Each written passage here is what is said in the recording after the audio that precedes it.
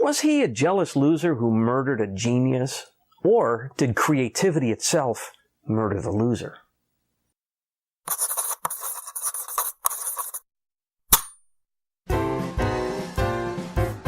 Hi, and welcome to Pencil to Paper. You like classical music? Not really? It doesn't matter. This episode is more about some awesome creativity in a lot of different areas, and about how that creativity was really kind of destructive. I rushed out to see the film Amadeus when it came out in 1984. I bought the soundtrack right there in the movie theater lobby, 2-record vinyl set, and got the VHS the second it was available.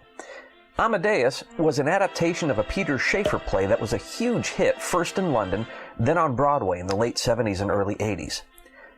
Czechoslovakian filmmaker Milos Forman directed the film, and Shaffer adapted his own play for the screen. Over 30 years later, and this is still one of my all-time favorite movies, the cinematography and art direction, the general look and feel of the film, are as rich and lush as one of Mozart's own symphonies. Forman and his team built the parts and then put them together into a truly memorable cinema event, one that won several Academy Awards, including for Shaffer's screenplay. And that's where things get dicey for me. Shaffer's inspiration was a short play written in 1830 by Russian playwright Alexander Pushkin. Now, I couldn't find where Pushkin got his idea from. Maybe it was a rumor or a joke or a wives' tale or just his own imagination. But he took some historical facts and did something really mean with them.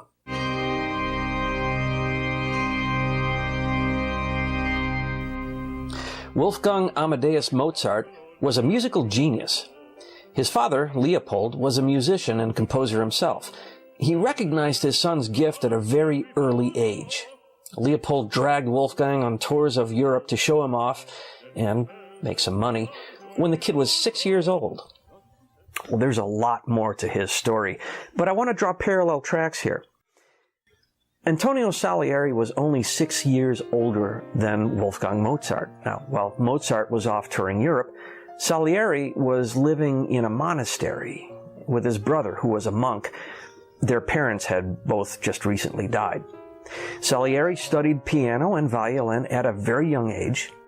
And contrary to Shaffer's characterization of him, a lot of people recognized Salieri's talent, starting with his teachers in Italy. And then there was a man named Florian Leopold Gassmann. Gassmann would become Kapellmeister, or orchestra leader, for the Austrian Emperor Joseph II, the musical king. Salieri himself would soon be the emperor's court composer.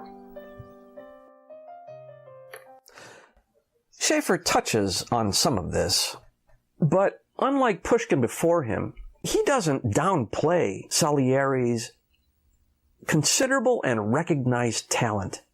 He dismisses it. Shaffer Salieri is a mediocrity who has just enough talent to recognize Mozart's brilliance. It's completely untrue. Check this website out. It's a biography of Antonio Salieri, and there are audio clips of performances of some of his work. It's beautiful stuff. Now, I don't want to get into specifics because I don't want to spoil the film for anybody who might want to check it out. Like I said, you don't have to be a big fan of classical music to enjoy this movie.